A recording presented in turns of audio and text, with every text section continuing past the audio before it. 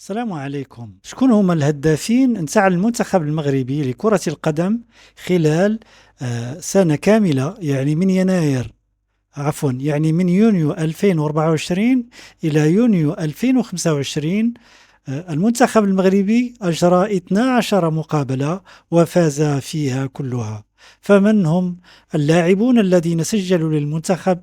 ومن هو عميد الهدافين؟ رجاء إلى إعجابكم الفيديو ما تنساوش لايك واشتراك وشكرا. هدف واحد سجلوه لاعبين: الخنوس بلال، نايف أكرد، النصيري، جمال حركاس، عبد الصمد زلزولي، إلياس بن الصغير، وشادي رياض.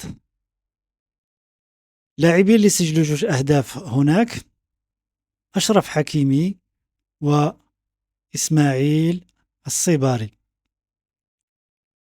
3 أهداف: سفيان رحيمي وأناحي، كذلك حكيم زياش. 6 أهداف: أيوب الكعبي.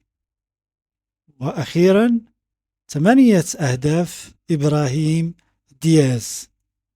مجموع الأهداف المسجلة 34 هدف في 12 مقابلة، بمعنى أكثر من أو حوالي 3 أهداف في المقابلة الواحدة.